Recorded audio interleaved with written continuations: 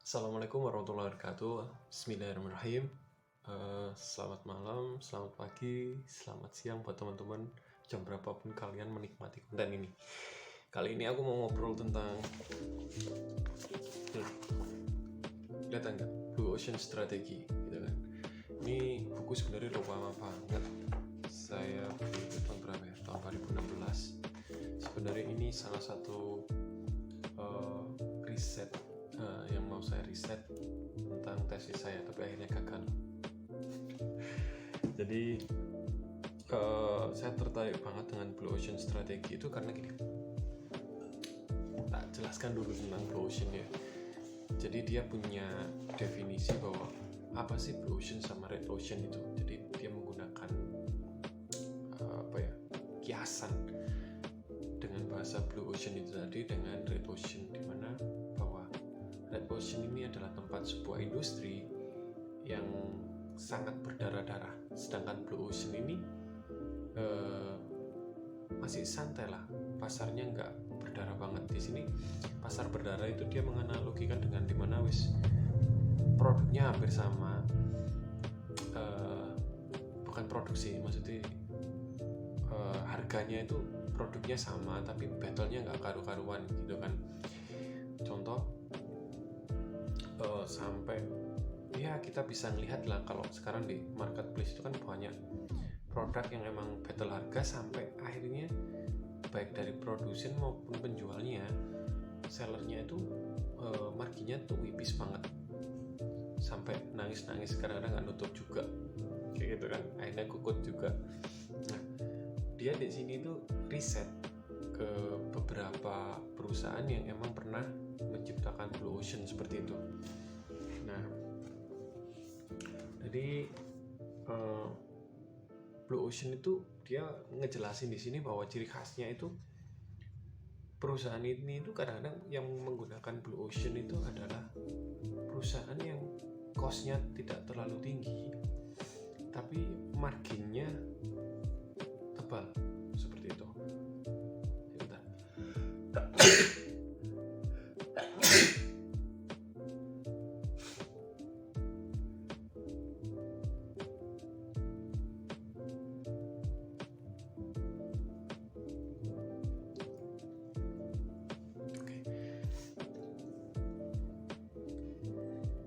Dia ngasih contoh di sini dengan salah satunya adalah dengan Nintendo Wii. Kalau orang ada yang nyebutnya Wii, W ada W I, Wii bacanya seperti itu. Kalau teman-teman riset, bukan riset, melihat waktu itu dimana persaingan PlayStation ya, PlayStation 1, PlayStation 2 itu kan device-nya untuk menciptakan satu produk PlayStation. Waktu itu ada PlayStation, terus ada Xbox. Itu katakanlah ya, untuk menciptakan satu produk tersebut itu harganya 3 juta karena dia butuh pemutar piringan seperti ini, terus grafisnya harus tinggi. Intinya komponen yang di dalamnya itu harus memenuhi standar kriteria seperti itu. Nah, sedangkan Xbox persaingannya juga seperti itu kan, hampir nyamain grafisnya semuanya, game-gamenya pun juga seperti itu, dengan ya battle margin umpamanya harga produksinya adalah 3 juta, kemudian dijual oleh Sony dan Microsoft waktu itu, mungkin ya aku menggunakan kiasan, harganya 3.300.000. Nah, di situ ada margin 300. Sedangkan Wii ini dia mendatangkan sebuah konsep berbeda waktu itu. Jujur saya yang gamer juga itu melihatnya, keren ya konsol ini, dimana ketika semua konsol pegangnya pakai stick. Emang sih kita tetap pakai stick, tapi dia itu pakai sensor, dimana kita ketika gerak physically gerak, dia bisa melihat sensor itu loh, menerima sensor itu keren banget. Sedangkan stick tahun segitu itu belum, gerakan motionnya itu belum detect. Sedangkan gamenya itu sumpah, kalau dari pandangan saya waktu itu, gamenya itu absurd banget, aneh. Mulai game lari, game olahraga, mancing yang benar-benar fisik gitu kan. Nah di situ dia melihat kewarannya Nintendo waktu itu adalah dia menciptakan device itu nggak semahal punya Sony, nggak semahal punya Xbox Microsoft. Mungkin katakanlah yang tadi Xbox Microsoft mengatakan 3 juta, dia menggunakan produksinya dia jauh beda waktu itu. Nanti coba saya kan katakanlah hanya 2 juta gitu kan, tapi dijualnya sama dengan harga pasar. Nah itu kan marginnya lebih tebal daripada si Xbox sama si PlayStation. Seperti itu yang dialami oleh Nintendo. Dia segmentasinya berbeda, nyasar waktu itu emang bukan orang-orang gamer freak, tapi dia memberi sebuah sudut pandang baru bahwa nge-game itu bisa secara physically loh, main tenis gitu kan. Dan dia targetnya ke keluarga, ke ibu-ibu, bahwa nge-game itu nggak bikin kecanduan dan intinya negatif, nggak, bisa fun loh, bisa joget-joget, bisa main tenis dan lain sebagainya. Itu keren banget. Seperti itu. Campaign-nya seperti itu kan bukan out of box lagi, without the box katanya gitu. Kemudian kalau teman-teman tahu juga film Blair Witch Project, itu termasuk sebuah konsep Blue Ocean banget ya, dimana dia hanya membuat film modelnya itu dokumenter seperti itu. Dokumenter itu semi dokumenter, meskipun itu sebenarnya bukan dokumenter, tapi kesan filmnya seperti film dokumenter yang dia rekam pakai kamera mini DVC gitu kan.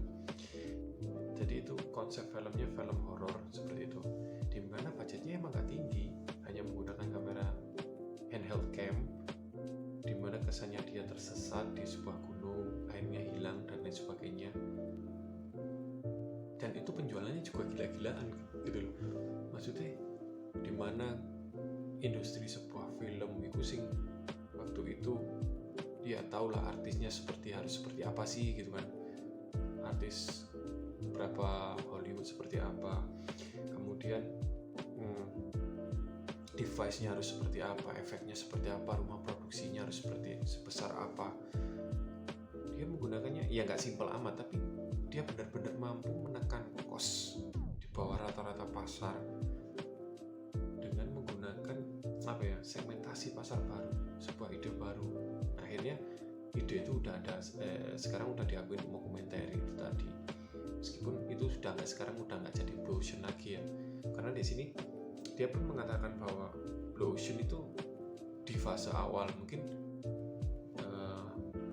di fase awal sebuah produk tersebut, tapi ketika emang produk itu barriernya gampang untuk ditiru, akhirnya juga akan hilang juga seperti itu.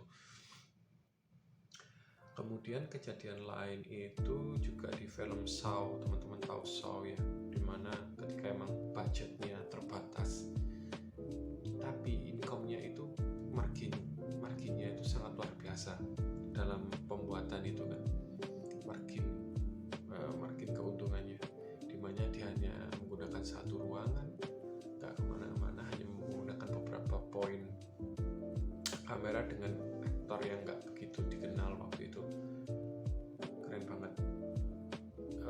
Jadi itu contoh-contoh Blue Ocean seperti itu. Nah kira-kira menurut teman-teman ada nggak ya industri kayak F&B di luar sana, baik di luar sana ataupun di dalam sini, di dalam negeri, yang emang udah terapin Blue Ocean? Nah itu yang sebenarnya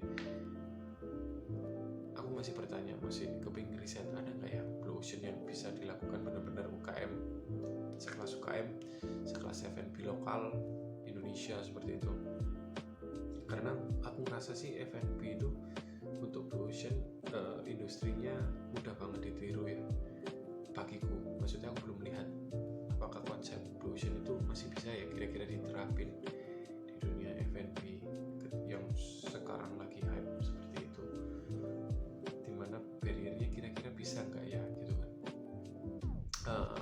untuk lama ditiru. Sepertinya enggak. Jadi itu konsepnya Blue Ocean. Jadi kita harus tahu batasan-batasan pasarnya kan, kayak tadi industri film batasan pasarnya seperti itu, industri game seperti ini. apa sih faktor-faktor yang harus dinikmati konsumen, kemudian dia ngasih sebuah fitur baru. Kalau kata sebuah fitur baru yang memang sebenarnya itu menekan cost tapi bisa menjadi sebuah added value seperti itu untuk si audiens atau konsumen. Contoh lain itu yang saya dengar ya, yang menurut saya semangat dan keren itu adalah game Minecraft ya. Minecraft, mana saya main Minecraft waktu itu, kalau sekarang Roblox. Minecraft itu game kalau menurut orang gamers itu grafiknya yang nggak tinggi-tinggi banget awal-awal muncul ya. Kalau sekarang udah bagus, maksudnya ada shading dan lain sebagainya. Grafiknya nggak bagus-bagus amat, grafiknya kotak-kotak gitu doang. Hampir mungkin di HP bisa, di PC bisa. Dan mungkin developernya menganggap bahwa untuk build the game, develop game itu emang butuh ide ya, tapi secara cost itu nggak terlalu tinggi. Kayak mungkin teman-teman ngerasain game-game sekelas Red Dead Redemption gitu kan, developingnya bertahun-tahun gitu kan, dengan cost yang amat tinggi. Tapi Minecraft ini audiensnya gila, konsumennya gila, mulai anak-anak sampai orang dewasa main Minecraft gitu kan. Mereka membuat dunianya sendiri yang bisa dinikmatin orang lain, secara meskipun grafiknya cuma kotak-kotak gitu doang, tapi dia bisa benar-benar menyerap market. Nah di situ kan mungkin nih katakanlah Red Dead Redemption itu